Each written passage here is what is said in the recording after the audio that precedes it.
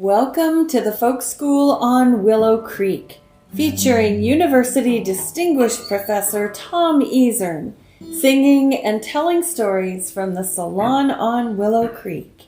I need a bed for the night, boys, and my horses need hay.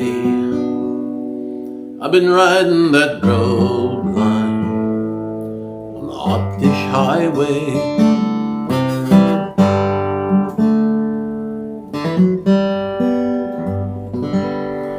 Come all you Texas Rangers, wherever you may be, I'll tell you of some troubles which happened unto me. My name is nothing extra, the truth to you I'll tell. Come all you Texas Rangers, I'm sure I wish you well.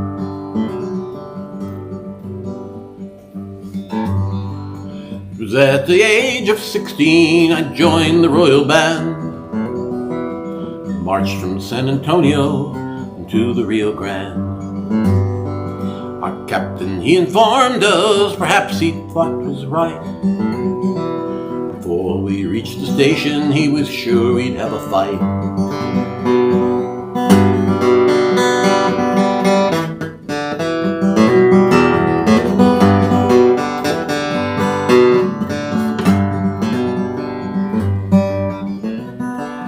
Now it was one morning early, our captain gave command. To arms, he shouted, and by your horses stand. Heard those Indians a-comin', we heard them give them yell. My feelings at that moment, no human tongue could tell. We saw their smoke a-rising, it almost reached the sky. My feelings at that moment, now is my time to die. We saw those Indians a-comin', their arrows around us hailed. My heart it sank within me, my courage almost failed. We fought them full 9 hours until the strife was o'er. Like a dead and wounded I never saw before. 500 noble rangers as ever served the rest. I'll bury those noble rangers, sweet peace shall be their rest.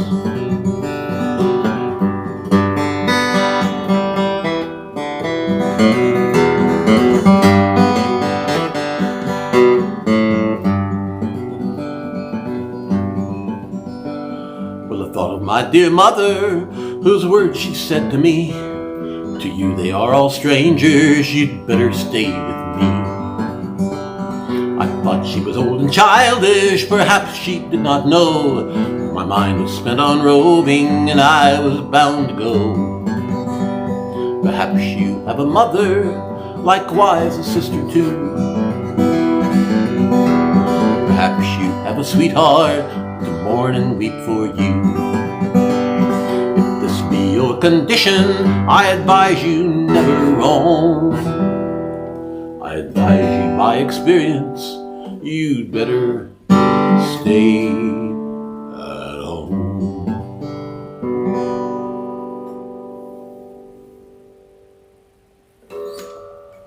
So we're opening up tonight with what appears to have been a really favorite ballad of cowboys in the open range era, the Texas Rangers. But the reason for it, well, there are two reasons. One of them is we've been down in Waco, Texas during the past week and heading over to some joyous events in North Texas, family events. And it was indeed joyous, even though it was devilish hot. And we made a call in at the Texas Ranger Museum in Waco. Okay, we got a professional public historian among us here with some work in museum studies. What do you think of the Texas Ranger Museum, Dr. Kelley? Well, first, as you introduced me in that way, the first thing that came to my mind is traffic patterns in museums. And generally, people will lead off to their right, and sure enough, that's how this museum is laid out. What do you mean, let off to the right? When you enter the door or start entering into the museum exhibits, you generally take a right instead of taking a left. You take a right and start looking at things. So that's how the museum story sort of unfolds. But that's not what I was going to start off by saying. Well, what were you going to say? I was going to mention that as we drove into the parking lot, we saw historical signs, just like you would see on the side of the road, greeting us to talk about the beginnings of Waco, where the museum is located, but also to introduce us to the myth of the Texas Rangers. So that gets you off to the start. What? Did you say the myth of the Texas Rangers? They didn't call it that, but they were certainly mythic tales that we were being teased with right off the bat. So started with those highway signs, and that got us into the front door. All kinds of exhibits. I think we were there about 2 hours before we were finished, and I didn't know it was that full of stuff. I had walked through the front door maybe 3 decades ago, and I only got to just do that, so I didn't know there was so much story to the place. But there's everything there about Texas Rangers, famous shootouts, all kinds of guns exhibits, from handheld to assault rifles to Colt, the history of the Colt. But one of my favorite things in looking through the exhibit was the artwork. So there were some original paintings by Western artist and illustrator Tom Lee, spelled with an L-E-A. It was great seeing those and to see his story being told. And also, I did not know that there was such a thing as an official Texas state artist. So this fellow named Lee Herring, Herring, had painted several illustrations of history of the Texas Rangers that were on exhibit there in the museum.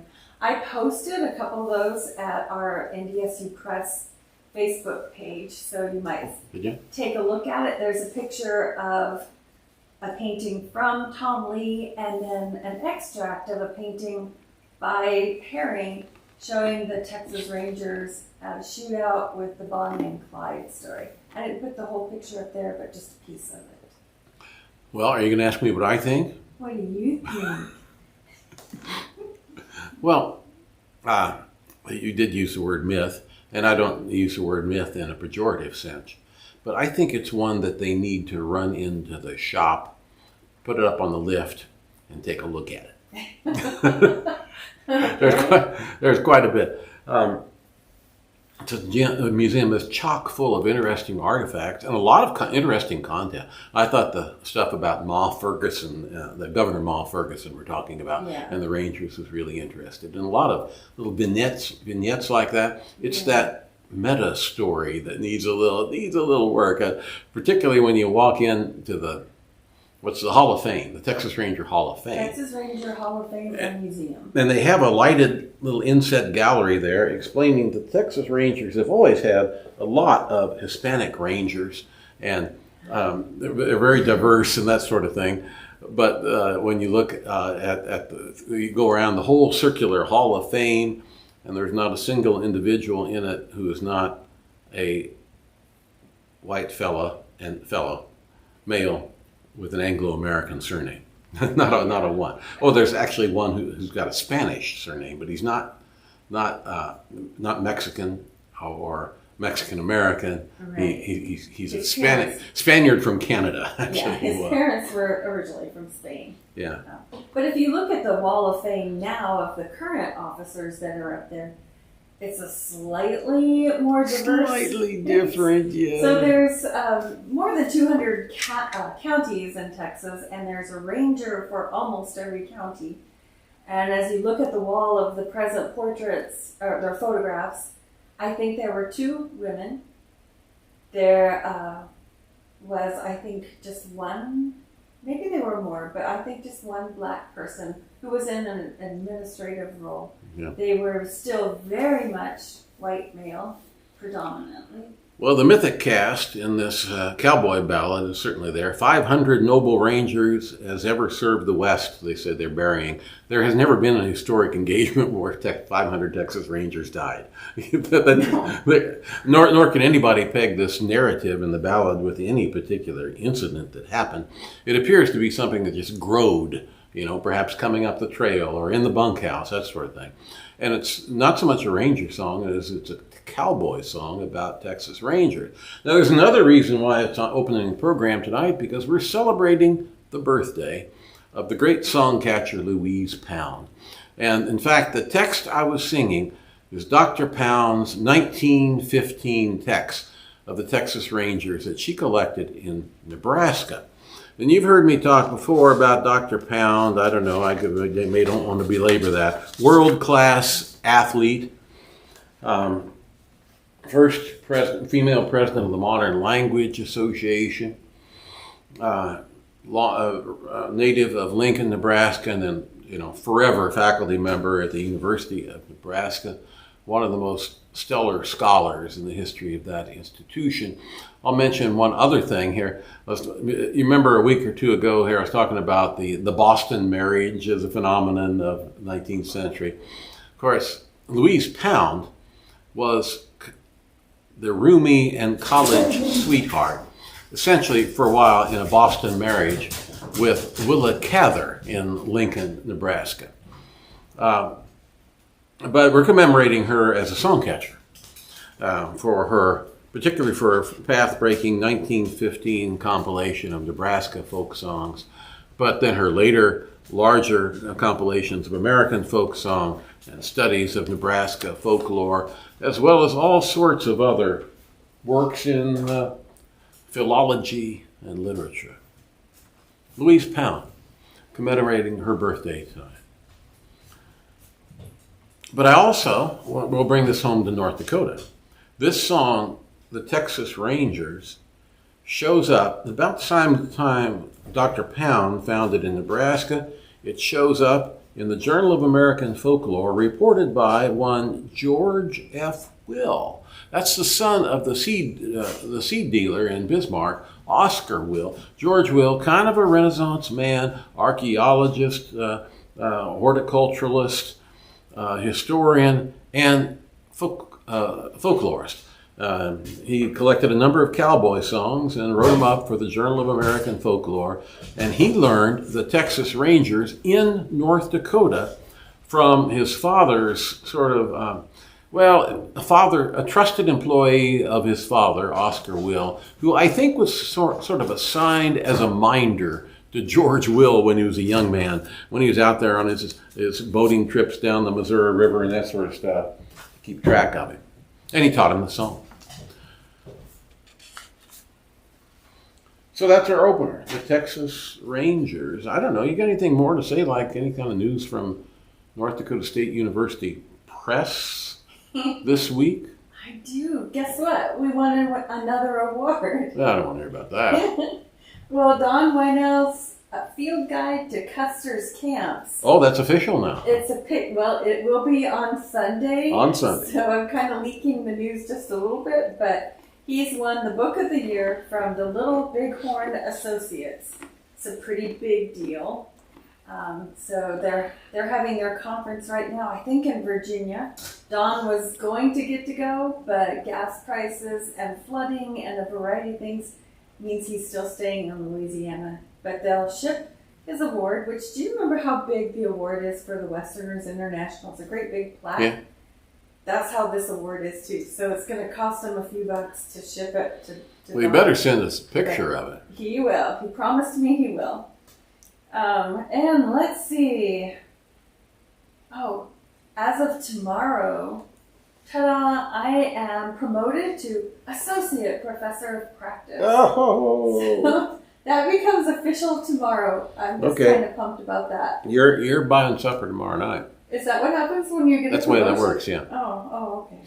All right, I'll buy supper. And we're working on courses, getting ready for the next round of the certificate in publishing. I learned recently that if you are 65 or older, you can audit the courses, I think, for free. So I'm working on how people who might be interested from either an author's perspective or self-publishing or whatever it is that brings them to publishing.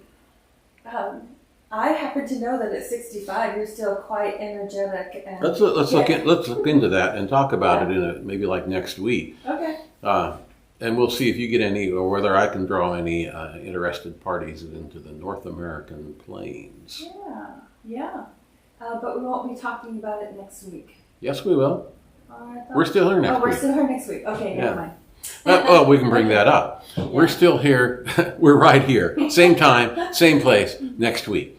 After that, we're off 2 weeks because we'll be traveling to Norway for the annual meeting of the Agricultural History Society. Yeah.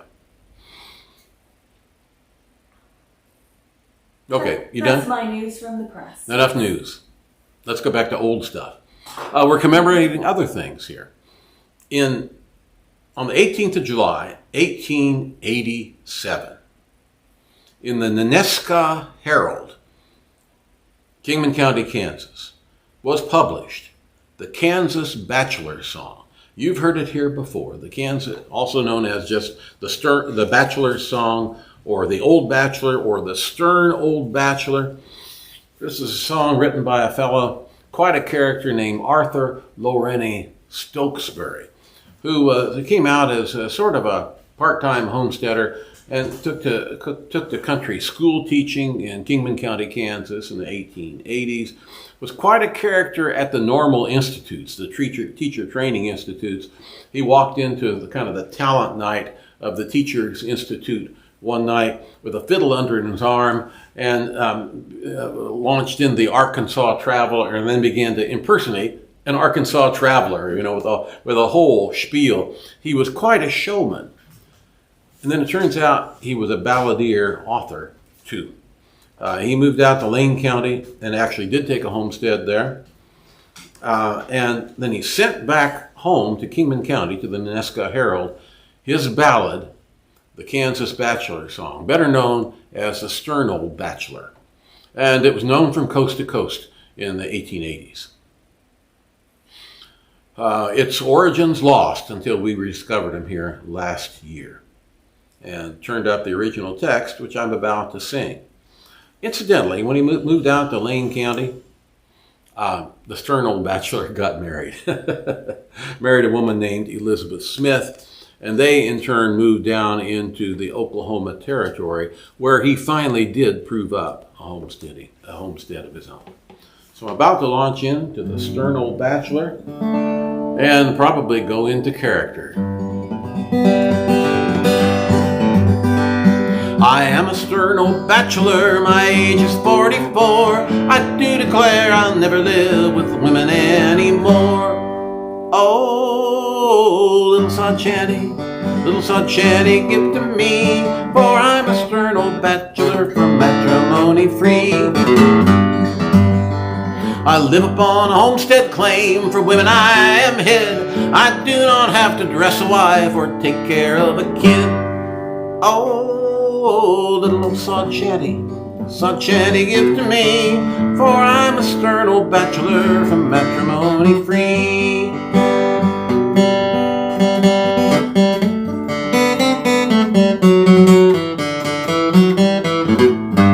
I cook my little dirty bite 3 times or less a day. I lick my plates and keep them clean and just shove things away. Oh, little sod shanty, give to me, for I'm a stern old bachelor from matrimony free. I have a stove that's worth 10 cents and a table worth 15. I cook my grub in an oyster can and keep my skillet clean. Oh, little sod shanty, for me, for I'm a stern old bachelor from matrimony free.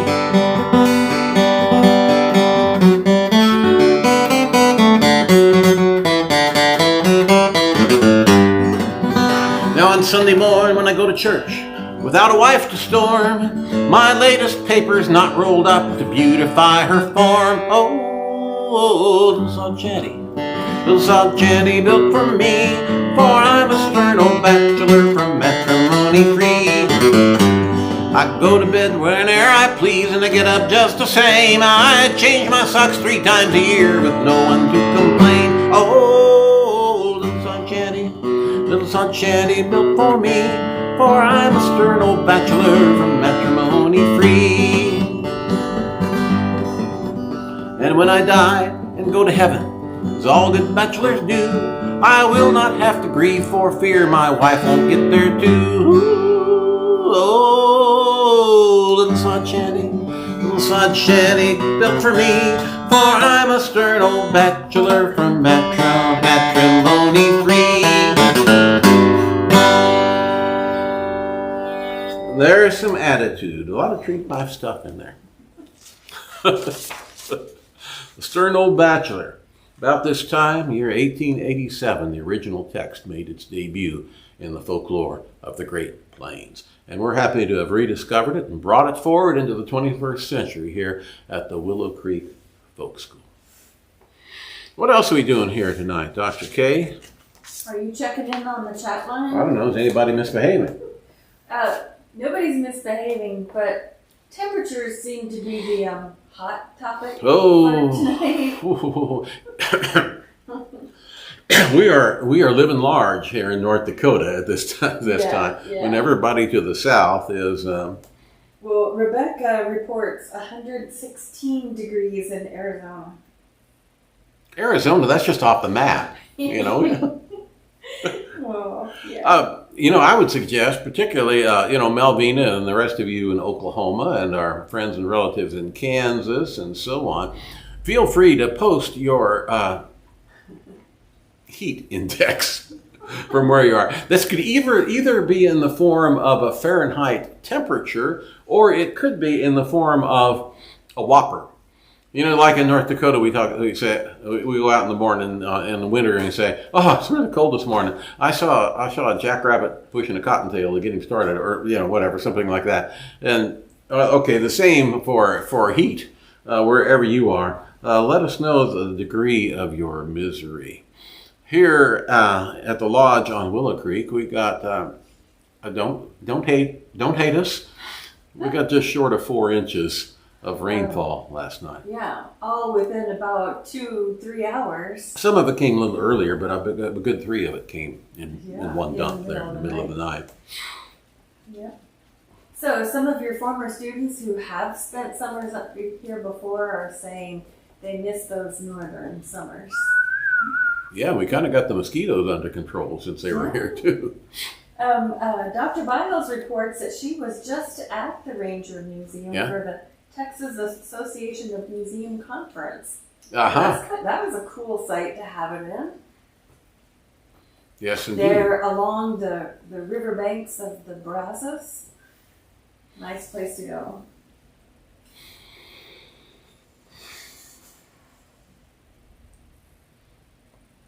Any other old friends checking in? There's people from all over. Nancy Kelley is in there. B. Lanning, Taylor Brorby. I guess he's taking a brief break from his whirlwind tour. Sure. Taylor, get back to work. Boys in Oil, doing great with that. William Poley from New York. Oh, great.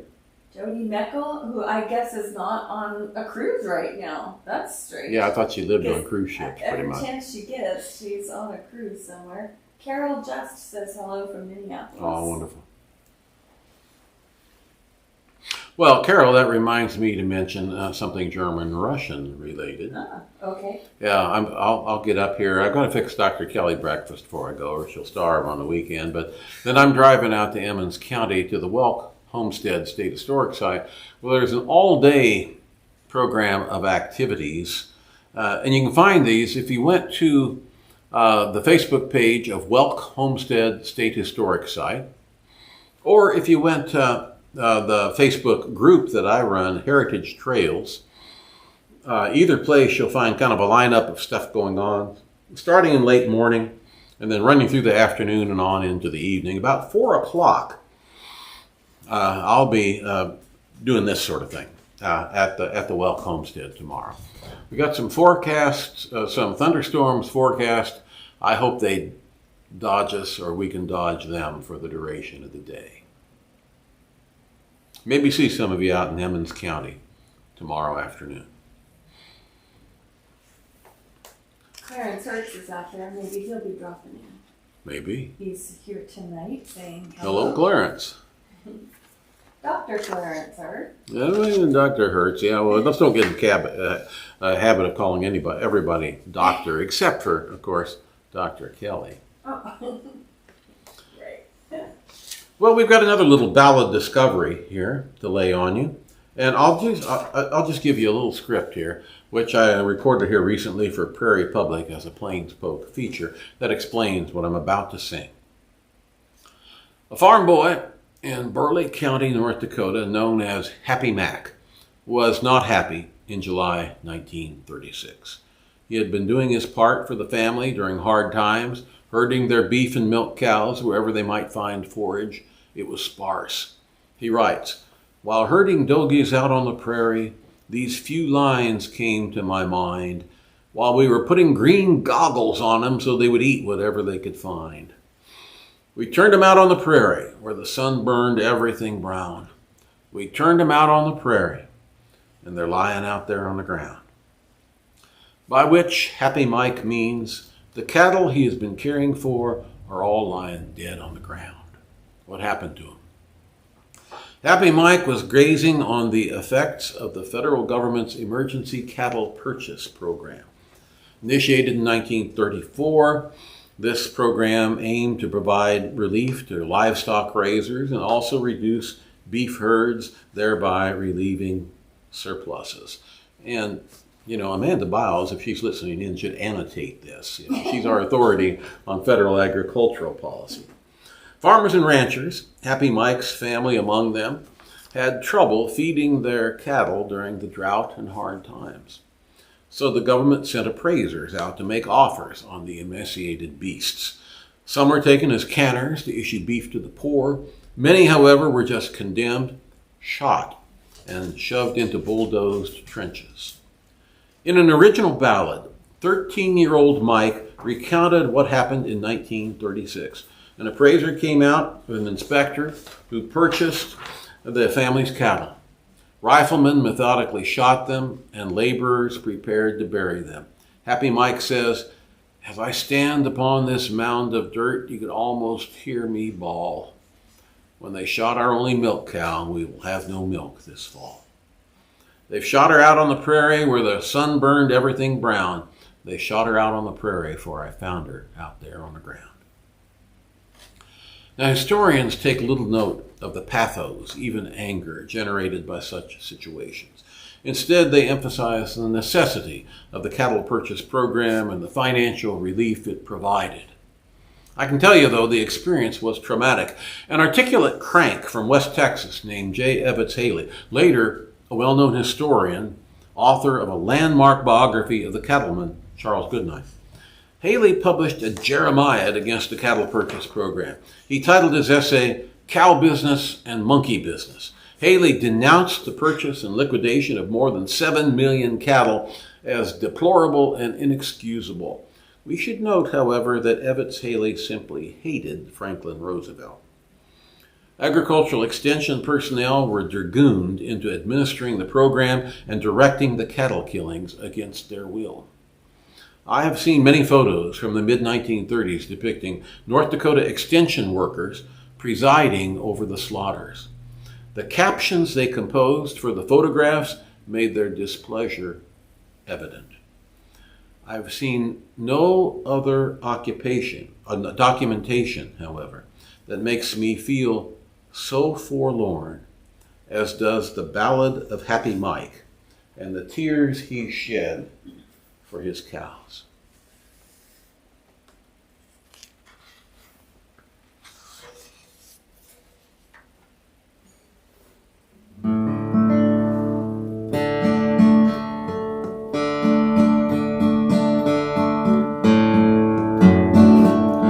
While herding doggies out on the prairie, these few lines came into my mind. We were putting green goggles on them so they would eat whatever they would find. We turned them out there on the prairie where the sun burned everything brown.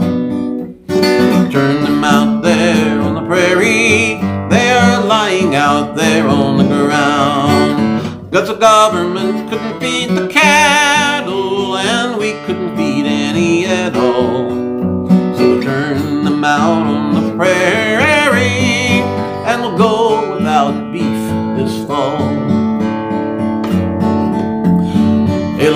along came the appraiser and the inspector too. He says, we'll give you $8 for this one, or $20 for the two.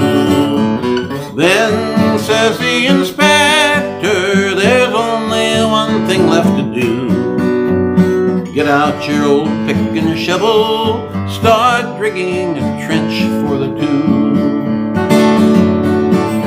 Because the government couldn't feed all the cattle, and we couldn't feed any at all. So we turned them out on the prairie, and we'll go without beef this fall. As I stand upon this mound of dirt, you can almost hear me bawl. When they shot our only milk cow, so we'll have no more milk this fall. Yes, they shot her out there on the prairie, where the sun burned everything brown. Where they shot her out there on the prairie, for I found her living there on the ground. Then the government couldn't feed all the cattle, and we couldn't feed any at all. So we turned them out on the prairie, and we'll go without beef this fall.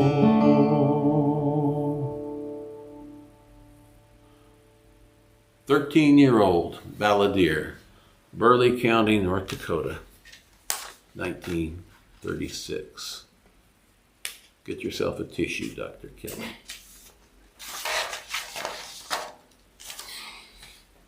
Speaking of prairies burning brown, people have been posting their daily high temperatures, and it's not the worst of it. It's, of course, the heat coming down on an absolutely parched landscape.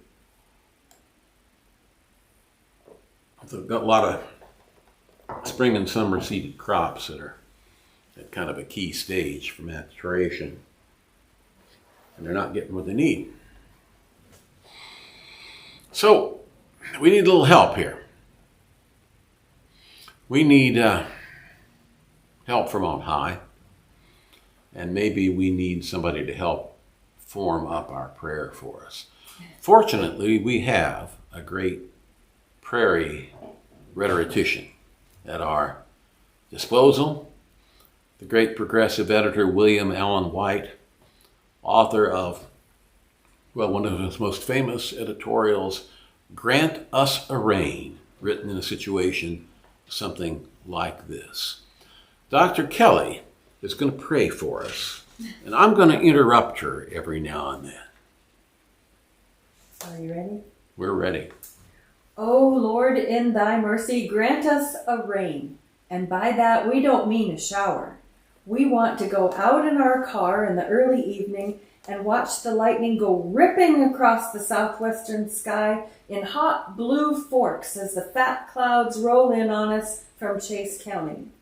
We want to hurry home to close the house with the first fat drops the size of marbles on a suddenly rising wind, chasing us and plunking on the hood of our car. We want to scramble all over the house just as the first sheets descend, frantically slamming down the windows, while the drops thunder on the tin roof of the porch and lightning blasts illuminate the wavy top. Lord, don't send us a quarter incher. What we need, Lord, is a quencher. Thunder, lightning, we don't care, Lord. Give us a rain and we'll call it square, Lord. O Lord of hosts, we want to look out of the windows and watch the regiments of fat, close-paced raindrops march diagonally down in sheets until we can't see the outlines of the streetlight on the corner, and it looks like a great, pale, luminous ball through the driving drops. We want to hear, about a minute after the first rush, the gurgle in the tin gutters under the eaves, and in 25 seconds more, the sputter of the downspout and the hollow churning of the water in the cistern. God of Israel, Isaac, and Jacob, let it come down so hard. Let the drops dance so high. that the outlines of streets and sidewalks seem covered with a 6-inch fog of splattering drops. Then let it just keep up for a while, and then begin to taper off, and then turn right around and get a lot worse, swishing, pounding, splattering, pouring, drenching, the thunder coming crackety bam, bam, bam, bam, bum, bum, bum, bum, and the lightning flashing so fast and furious you can't tell which flash goes with which peal of thunder, so that all the women will get scared and climb on top of the feather beds and scream at you not to get too close to the windows, so that in between lightning flashes you can see the dirty yellow gutter water rippling across the street instead of along its sides. Heaven's windows open wide, Lord, and release thy cleansing tide, Lord. Let it rain, Lord, let it pour, Lord, 6-8 inches, we won't complain, Lord. And then, O jealous God, repeat the whole act about 3 times, and in the middle of the 2nd time, we will get out the old tin washpan and climb the attic stairs to put it under the tiny leak in the roof, which, usually, you can't even notice in an ordinary rain. And after a couple of hours, kind of taper it down, O Lord, to a good steady rain, not a drizzle, but a business-like one that keeps up just until about dawn and then spits a few drops occasionally during the morning from a gray sky. O shepherd of a chosen people, when we walk to work that morning, let us see pink, thin-nosed angleworms that have crawled out of the grass and drowned in the sidewalk puddles, and big pools of standing water in every yard, with just the tips of the fresh green grass breaking the surface. Let it knock all the buds off the elm trees so that streets and sidewalks are covered with a brown snow, except where the running water has gathered into thick scum over the pools around the choked drains. Then let everyone begin wondering what the rivers are doing, and when we go down to the bridge, make us drive through about 2 inches of dirty yellow water running over the pavement. And when we get on it, let us watch a pig and 2 buff Orpington hens and half a woodshed float by, about 3 feet under our shoe soles.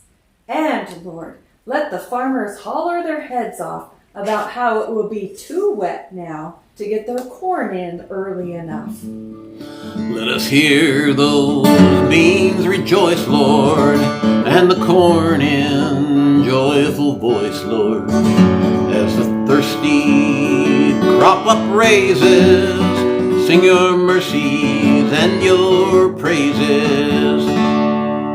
Thou art my shepherd. I shall not want if thou leadest me into green pastures and beside the still waters, while the little pasture ponds stand full to the brinks of their cement dams. O God of battles and Lord of many mansions, if you don't want it to rain in Kansas, all right. And if you do, all right. But we are weak in faith and pray for a sign such as you gave to Aaron to confound Pharaoh's magicians and sorcerers. Take this business of weather prediction out of the hands of a lot of incompetent Washington bureaucrats and make it thy special province. They're playing horse with us, Lord. They promise a rain, and all we get is a mangy, little, thin-flanked shower that you can hang your hat on its hip bones. By thy will and in thy time, Lord, in thy rhythm and thy rhyme, Lord, still we've thirsted here in pain, Lord, let us drink thy sweet champagne, Lord. Kansas is indeed the promised land, O Lord, and if it gets a break, it will flow with milk and honey. But we can't live much longer on promises. So in thine own way and in thine own time, make up thy mind, O Lord, and we will bow before thy judgment and praise thy everlasting name. Amen.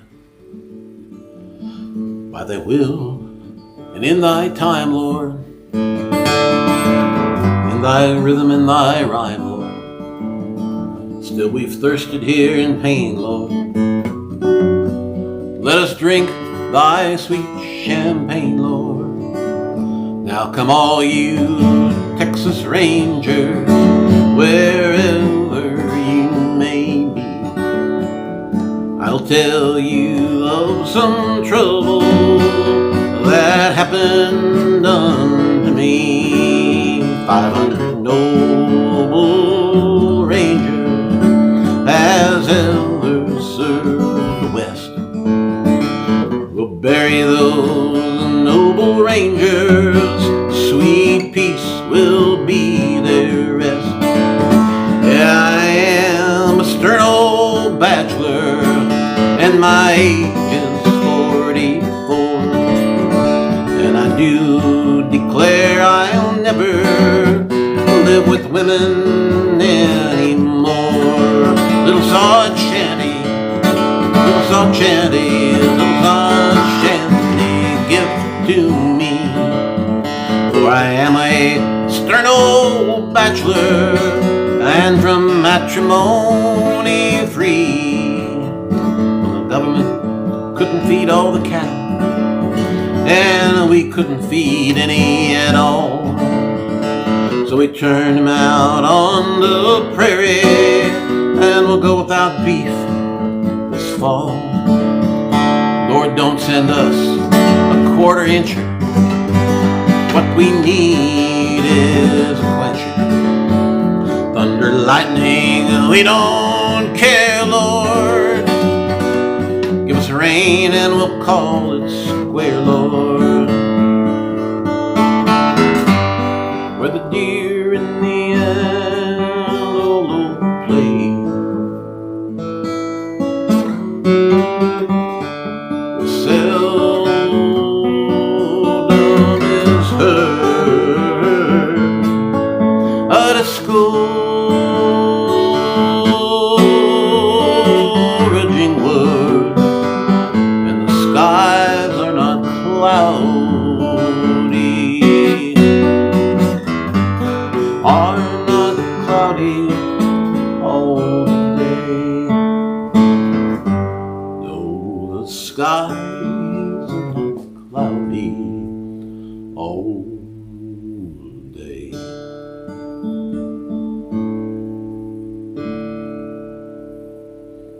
Dr. Kelley.